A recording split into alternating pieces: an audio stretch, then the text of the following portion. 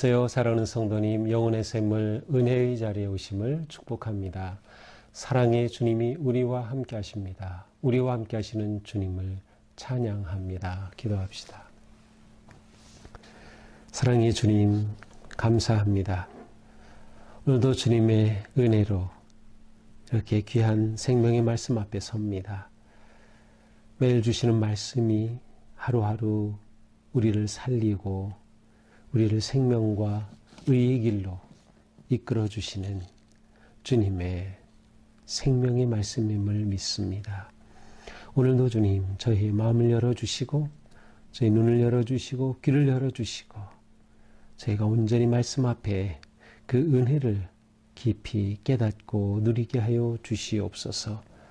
우리 인생이 말씀 위에 견고히 세워지고 말씀을 따를 때 모든 그릇된 길에서 돌이키며 진정한 생명의 진리의 길을 걸을 수 있도록 성령님 함께하여 주시옵소서. 진정한 부활의 백성으로 승리할 수 있도록 잡아주시옵소서. 예수님 이름으로 기도합니다. 아멘. 오늘 말씀은 신명기 19장 1절에서 21절입니다. 내 하나님 여호와께서 이 여러 민족을 멸절하시고 내 하나님 여호와께서 그 땅을 내게 주심으로 내가 그것을 받고 그들의 성읍과 가옥에 거주할 때에 내 하나님 여호와께서 내게 기업으로 주신 땅 가운데서 내 새 성읍을 너를 위하여 구별하고 내 하나님 여호와께서 내게 기업으로 주시는 땅 전체를 세 구역으로 나누어 길을 닫고 모든 살인자를 그 성읍으로 도피하게 하라. 살인자가 그리로 도피하여 살 만한 경우는 이러하니 곧 누구든지 본래 원한이 없이 부지중 그의 이웃을 죽인 일, 가령 사람이 그 이웃과 함께 벌목하러 살림에 들어가서 손에 도끼를 들고 벌목하려고 찍을 때에 도끼가 자루에서 빠져 그의 이웃을 맞춰 그를 죽게 함과 같은 것이라. 이런 사람은 그 성읍 중 하나로 도피하여 생명을 보존할 것이니라. 그 사람이 그에게 본래 원한이 없으니 죽이기에 합당하지 아니하나 두렵건대 그 피를 보복하는 자의 마음이 복수심에 불타서 살인자를 뒤쫓는데 그 가는 길이 멀면 그를 따라 잡아 죽일까 하노라. 그러므로 내가 네게 명령하기를 새 성읍을 너를 위하여 구별하라 하노라. 내 하나님 여호와께서 네 조상들에게 맹세하신 대로 네 지경을 넓혀 네 조상들에게 주리라고 말씀하신 땅을 다 네게 주실 때 또 너희가 오늘 내가 너희에게 명하는 이 모든 명령을 지켜 행하여 내 하나님 여호와를 사랑하고 항상 그의 길로 행할 때에는 이 셋 외에 새 성읍을 더하여 내 하나님 여호와께서 네게 기업으로 주시는 땅에서 무죄한 피를 흘리지 말라. 이같이 하면 그의 피가 네게로 돌아가지 아니하리라. 그러나 만일 어떤 사람이 그의 이웃을 미워하여 엎드려 그를 기다리다가 일어나 상처를 입혀 죽게 하고 그 한 성읍으로 도피하면 그 본 성읍 장로들이 사람을 보내어 그를 거기서 잡아다가 보복자의 손에 넘겨 죽이게 할 것이라.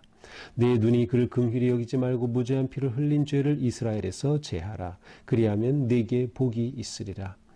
네 하나님 여호와께서 네게 주어 차지하게 하신 땅 곧 네 소유가 된 기업의 땅에서 조상이 정한 네 이웃의 경계표를 옮기지 말지니라. 사람의 모든 악에 관하여 또한 모든 죄에 관하여는 한 증인으로만 정할 것이 아니요 두 증인의 입으로나 또 세 증인의 입으로 그 사건을 확정할 것이며 만일 위증하는 자가 있어 어떤 사람이 악을 행하였다고 하면 그 논쟁하는 쌍방이 같이 하나님 앞에 나아가 그 당시의 제사장과 재판장 앞에 설 것이요 재판장은 자세히 조사하여 그 증인이 거짓 증거하여 그 형체를 거짓으로 모함한 것이 판명되면 그가 그의 형제에게 행하려고 꾀한 그대로 그에게 행하여 너희 중에서 악을 제하라. 그리하면 남은 자들이 듣고 두려워하여 다시는 그런 악을 너희 중에서 행하지 아니하리라. 내 눈이 긍휼히 여기지 말라. 생명에는 생명으로, 눈에는 눈으로, 이에는 이로, 손에는 손으로, 발에는 발로이니라. 아멘. 자, 오늘 말씀에는 이스라엘 백성들에게 주신 아주 특별한 제도가 있는데 그것은 도피성 제도입니다. 바로 그 도피성 제도에 관한 말씀이죠. 자, 원래 이 도피성에 관한 말씀은 신명기에만 있는 것이 아니라 민수기에도 있고요. 또 여호수아에도 있는 그러한 내용입니다. 그래서 좀 더 자세히 알고자 하면 이 두 말씀을 추가로 더 읽으면 좀 더 오늘 말씀보다 더 자세한 다른 내용도 함께 볼 수 있겠죠. 자, 1절부터 봅니다. 하나님 여호와께서 이 여러 민족을 멸절하시고 내 하나님 여호와께서 그 땅을 내게 주심으로 내가 그것을 받고 그들의 성읍과 가옥에 거주할 때에, 자, 언제입니까? 이스라엘 백성들이 가나안 땅에 들어가서 그 땅에 정착하고 그곳에서 생활할 때입니다. 지금 이스라엘 백성들은 아직 가나안에 들어가지 않은 상황이죠. 모세가 지금 요단 동편에서 그들에게 지금 주시는 그러한 말씀이에요. 자, 그래서 가나안에 들어갈 때 거기에서 해야 될 것이 있는데 무엇인가 하면 2절에 보니까 성읍 셋을 구별하라. 자, 성읍 셋, 쉽게 말하면 성을 세 군데를 구별해 놔야 된다. 자, 이 성은 어디에 있어야 되는가 하면 3절에 보니까 땅 전체를 세 구역으로 나누어. 자, 동편에 있는데 서편으로 들어가서 이제 그 땅을 차지하면 크게 세 구역으로 나누어서 그 세 구역에 한 성읍씩 두도록 하고 있는 겁니다. 그리고 길을 닫고 모든 살인자를 그 성으로 도피하기라. 길을 닫고 누구든지 이 도피성으로 가는 길을 찾기 쉽고 가기 쉽게 해놓으라는 것이에요. 그 목적이 무엇이에요? 살인자를 성읍으로 도피하게 하라. 이 도피성의 목적은 살인자가 이 성으로 도피해서 살게 하기 위한 것이었습니다. 아니, 도대체 무슨 살인입니까? 실제로 누군가를 죽인다고 하는 것은 보통 일이 아니죠. 사람이 저지르는 아주 가장 흉악한 죄라고 할 수 있어요. 그런데 원래는 전혀 원하는 것이 아니었고 아무런 그런 뜻도 없었는데 그만 실수하여서 그렇게 살인하게 된 경우가 있겠죠. 바로 그 경우입니다. 그래서 4절에 보니까 살인자가 그리로 도피할 경우는 이러하다. 언제? 누든 원한 없이 부지 중에 그 이웃을 죽였을 때입니다. 원한 없이. 흔히 말하는 과실치사이죠. 내가 의도가 아니라 전혀 그럴 마음이 없었는데 어떤 일로 인해서 그렇게 누군가를 죽이게 되었을 때, 가령 5절에 예가 하나가 나와요. 눈과 함께 벌목하러 나무를 베러 갔어요. 그런데 그 도끼를 가지고 나무를 자르다가 그만 잘못해서 이 도끼 자루에서 도끼 날이 빠져가지고 함께 일하던 누군가를 쳐가지고 그가 죽게 되었다. 바로 이러한 경우라고 하면 이를 죽게 한 그 사람은 바로 도피성으로 피해서 생명을 보존해야 한다라는 것입니다. 원래 죽일 의도가 없었기 때문에 이 사람은 살려야 돼요. 그런데 누군가 죽었다고 하면 이 사실을 알게 된 가족이나 그에 대해 법적 책임이 있거나 그에 대해 어떠한 그 권한을 가진 가족이 내가 죽였어 하고 이 사람에게 보복할 가능성이 있는 겁니다. 그렇게 보복하는 것에 대해서는 누군가 죽였을 때에 그것에 대해 보복하는 것에 대해서는 막을 길이 없어요. 그러나 그렇게 하기 전에 빨리 도피해서 살도록 하려고 하는 것이죠.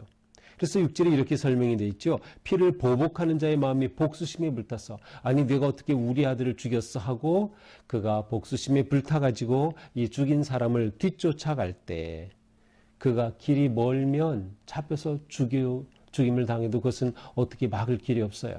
그래서 세 곳으로 나눠서 어디서든지, 전국 어디서든지 닿을 수 있는 그러한 곳에 이 성읍을 두라라고 하는 것이죠. 그러기에 이 세 성읍을 두라. 자, 그런데 실제로 지금 이스라엘 백성들은 요단강을 중심으로 해서 동편에 세 개의 도피성을 마련해 놨고요. 그리고 이제 그들이 들어갈 가나안 땅에 또 세 개를 두게 됩니다. 그래서 합치면 6개의 도피 성읍이 되겠죠. 그래서 지금 주시는 말씀은 딱 정확하게 할 수는 없지만 이미 동편에 세 개가 있다. 그리고 서편에 세울 것을 말씀하신 것이다 라고 보는 것이 좋을 것 같아요. 물론 모세가 이렇게 말씀하고 나서 동편에 세웠다고 할 수 있겠지만 그들이 동편에 가나안 땅에 들어가기 전에 이미 세 지파, 엄격히 두 지파 반을 바로 이곳에 배당을 해줬기, 땅을 분배해 줬기 때문에 그곳에는 동편의 셋, 서편의 셋 이렇게 세우게 되는 것이죠. 자, 9절에 보니까 너희가 오늘 내게 명하노니 모든 명령을 지켜 행하면 여호와를 사랑하고 항상 그 길로 행하는 할 때 이 셋 외에 세 성읍을 더하여 이렇게 나와 있어요. 그래서 이 셋 외에 세 성읍을 통하라. 바로 이 표현이 바로 동편에 있는 세 성읍에 또 서편의 세 성읍을 더해서 이렇게 둘 것을 주신 말씀임을 알 수 있습니다. 자, 그러면 이렇게 도피한 자는 무조건 도피성으로 들어가면 다 살아날 것인가? 그렇지는 않습니다.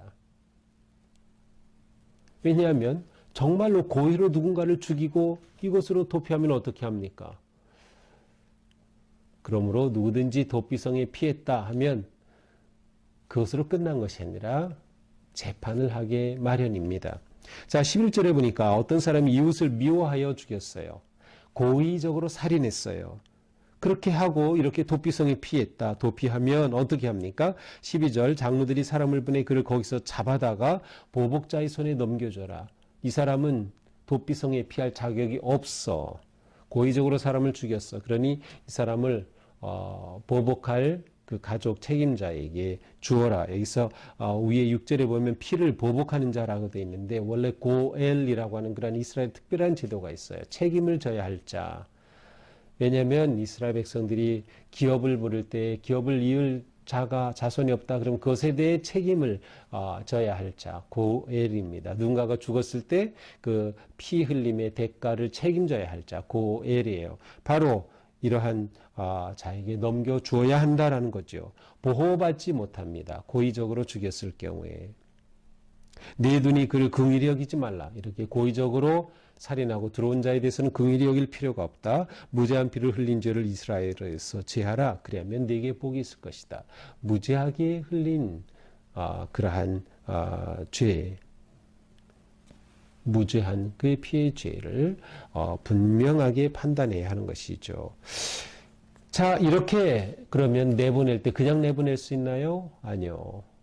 재판을 해야겠죠. 알 수 없으니까 이 사람이 정말 고의로 죽였는지 실수로 죽였는지 그 모든 것에 재판이 필요한 겁니다. 그래서 재판을 잘해야겠죠. 공의롭게 해야겠죠. 그러므로 함부로 정할 수 없는 거예요. 왜? 사람의 목숨이 걸린 너무도 중요한 일이기 때문이죠. 그래서 15절부터는 바로 재판에 관한 이야기가 나옵니다. 하지만 그 사이에 14절이 살짝 끼어 들어가 있습니다. 14절 볼까요? 내 하나님 여호와께서 내게 주어 차지하게 하신 땅 곧 내 소유가 된 기업의 땅에서 조상이 정한 네 이웃의 경계표를 옮기지 말라. 경계표를 옮기지 말라. 자, 하나님께서 백성들에게 땅을 주시죠. 기업에 지파해 주시면 그 지파는 또 각 가문별로 또 가정별로 땅을 분배해서 땅의 경계가 생기는 겁니다. 이 땅은 이스라엘 백성들에게 너무나도 중요한 거예요. 하나님이 약속으로 주신 기업이에요. 그래서 이것을 함부로 옮기면 안 돼요. 그러나 이스라엘 백성들 안에 점차 통치하는 자가 생기고 부자가 생기고 하면서 그렇게 특권 계층이 생기게 되죠. 그렇게 되면서 그들이 이 경계표를 옮기는 겁니다. 탐욕으로 자기 것으로 만드는 것이죠. 자기 소유로 바꾸려는 것이죠. 바로 이러한 것을 하지 말라는 것입니다. 이렇게 경계표를 함부로 옮기면 그 땅에서 고아나 과부나 약한 자가 마땅히 생존하며 살아야 할 그 터전을 잃어버리는 거예요. 그래서 이것은 이스라엘 백성들을 보존하고 가난한 자를 보존하고 소외된 자, 약한 자를 보존하는 그런 너무도 귀한 법이에요. 이스라엘 공동체가 건강하고 행복한 공동체가 되도록 하기 위한 것이죠.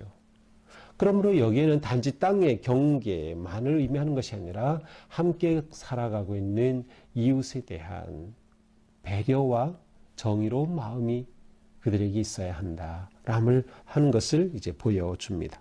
자, 이제 15절부터는 심판, 재판에 관한 것이죠. 자, 재판할 경우 무엇입니까? 모든 죄에 대해 한 증인으로만 정할 것이 아니라, 자, 증인 한 사람이 딸랑, 나 저 사람 이렇게 하는 거 봤습니다. 저 사람이 사람 죽이는 거 봤어요. 뭐, 이것은 뭐 실수입니다. 뭐 이런 식으로 한 사람만 증인으로 세워가지고는 공정하지 못해요. 그래서 어떻게 두 증인의 입, 아니면 세 증인으로서 그 사건을 확정해라. 두 사람이나 세 사람의 증인이 있어야 그들이 똑같은 말을 해야겠죠. 서로가 다르면 확증될 수 없는 거죠. 그렇게 되어서 재판을 해야 하는가. 재판이 공정해야 하는 겁니다. 재판이 공의로워야 되는 거죠. 이것은 사회가 평안하고 건강하고 복된 사회가 되기 위해 너무나도 중요한 겁니다. 사법 제도가 정의롭게 집행될 수 있어야 하는 겁니다. 위증하는 사람이 있다고 하면 이것은 말이 안 되는 거죠. 그래서 이것을 바로 잡기 위한 것입니다. 그래서 17절에 보니까 논쟁하는 사람이 양쪽에서 논쟁하겠죠. 이 사람이 이렇게 했어. 이 사람이 죄입니다. 또 이쪽에서는 아닙니다. 뭐 이렇게 할 때 쌍방이 다 하나님 앞에 나아가는 것입니다. 재판은 곧 하나님 앞에 서는 것과 같다. 그래서 제사장과 재판장 앞에 설 것이다.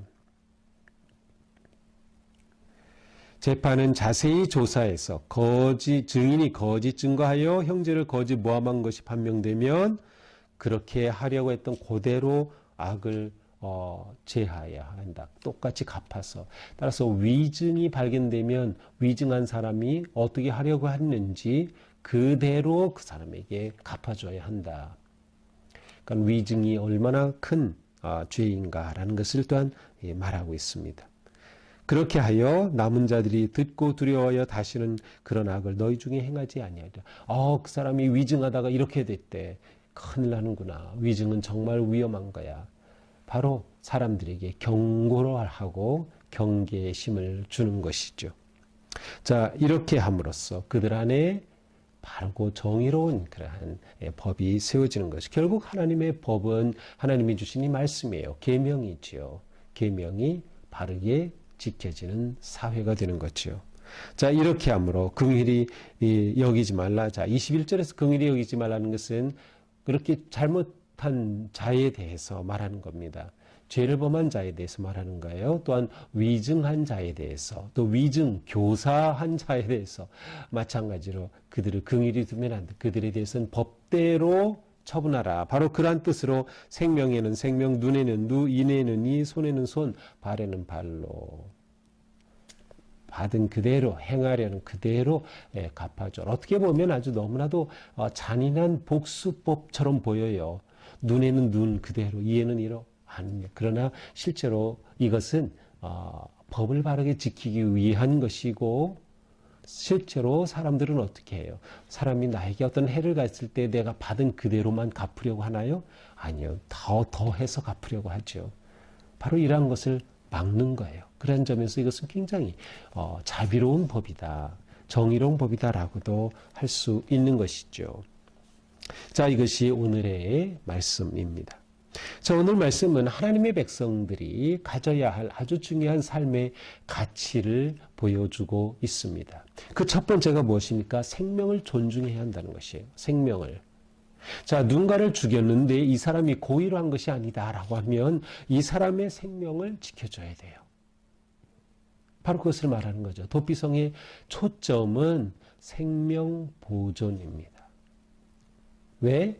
하나님이 우리에게 생명을 주셨고 하나님이 우리에게 주신 생명은 너무도 귀한 것이기 때문에 생명을 존중하고 지켜야 하는 것이에요. 하나님이 우리에게 생명을 선물로 주셨습니다. 그러므로 우리는 이 생명을 잘 지켜야 하는 것입니다. 생명을 보존해야 하는 것이죠. 도피성을 통해서라도 실수로 잘못한 것에 대해서까지 그 사람이 살인하였기 때문에 그 사람의 생명을 빼앗길 일이거든요. 그래서 이렇게 생명을 보존하는 것이다. 자, 하나님은 우리가 살아가면서 생명을 존중하고 귀하게 여기고 살리고 보존하는 그러한 삶 살기를 기대하시는 겁니다. 이것이 하나님의 사랑의 법입니다. 이것이 하나님의 말씀의 초점이죠. 물론 이렇게 고의가 아닌 실수로 죄를 범해서 누군가를 죽였을 경우에 그는 도피성에 가서 머물러 있어야 하고 나오면 안 됩니다. 대제사장이 죽을 때까지 그는 그 도피성에 머물러야지. 만약 밖으로 나왔다. 그런데 그때 보복하는 자에게 잡혀 죽는다. 그것은 어쩔 수 없는 일이에요. 그래서 그는 언제나 그렇게 어떻게 보면 일종의 그가 비록 고의가 아니라 할지라도 누군가를 죽인 것에 대해 그와 같은 또 책임을 지는 것이라고 할 수 있습니다. 자, 더 나아가서 우리는 또한 이것은 인간 사랑의 법으로 또한 연결이 됩니다. 생명을 존중한다는 것은 하나님을 존중하고 하나님을 사랑하는 아주 중요한 하나의 길입니다. 이것은 동시에 인간을 사랑하는 것이죠. 배려하고 돌보는 것. 그래서 경계표를 함부로 정하지 말라는 것이죠. 하나님이 주신 기업이니까 함께 공존하며 함께 살아야 하기 때문에 그렇게 함부로 권력 있다고 해서 함부로 잘한다고 해서 함부로 힘이 있다고 해서 함부로 부자라고 해서 어리고 약하고 모르는 그러한 사람들의 경계표를 옮기는 일은 없어야 한다. 배려하고 이웃을 진정으로 사랑하고 존중하는 그러한 삶. 바로 이것이 우리 삶의 진정한 가치가 되어야 되는 거예요. 생명 존중하고 동시에 이웃을 사랑하는 것이 우리가 살아가는데 아주 중요한 가치다. 더 나아가서 우리는 이 땅에 정의로운 또한 공의로운 삶을 살아야 한다. 이것이 이 땅을 복되게 하는 하나님의 길입니다. 정의로운 삶 살아가는 것. 또 내가 살아갈 때에 그렇게 행동하는 것이 너무나도 중요한 일이죠. 이것은 정의로우면 정의로울수록 그 사회에서 악이 뿌리를 붙이지 못하는 겁니다. 악을 제거하는 것이에요. 우리 사회에도 문제가 뭐예요? 돈이 있는 자, 권력이 있는 자 똑같이 잘못했다고 하면 마땅히 벌을 받아야죠. 그러나 그렇지 않은 게 현실이죠. 그렇게 되면 어떻게 돼요? 이 땅에 악이 계속 뿌리를 내리는 겁니다. 악을 제거해야 되는데 그러지 못하는 거예요. 우리는 하나님의 자녀로서 살아갈 때 무엇이 소중한가? 하나님의 사랑, 그 사랑이 우리에게 생명을 주신 것, 우리의 생명이 소중하다. 내 생명이 소중하면 이웃의 생명도 소중하다. 이웃을 사랑하며 그 생명을 지켜가는 정의로운 삶 살아가기. 이것이 우리가 소중히 여겨야 될 아주 중요한 가치입니다. 오늘도 우리가 하루 사는 동안 우리의 마음이 누군가와 함께하고 살리고 생명을 귀하게 여기는 그런 복된 하루가 되기를 축복합니다. 기도합시다. 사랑의 주님, 감사합니다. 우리에게 주신 생명, 하나님의 선물임을 생각할 때 얼마나 귀하고 아름다운지요. 주님, 저희가 하나님의 자녀로 살아가는 삶에서 생명을 귀하게 여기고 나의 생명과 또한 다른 사람의 생명을 소중히 여겨 존중하고 사랑하며 또 함께 배려하고 거룩한 믿음의 길을 걷게 하여 주시옵소서. 우리가 살아가는 삶의 자리에서 불의와 더러움이 없게 하여 주시고 항상 정의롭고 공정하며 하나님의 말씀에 따라 순종하며 살아가는, 그리하여 우리의 삶이 복되고 이 사회가 복되고 우리의 걸음걸음마다 주님의 은혜 가득한 아름다운 삶 되도록 오늘도 함께하여 주시옵소서. 예수님 이름으로 기도합니다. 아멘. 네, 오늘도 주님의 은혜 안에서 우리 삶이 감사하고 기뻐하며 사랑하기에 힘쓰는 하루가 되기를 축복합니다. 사랑합니다.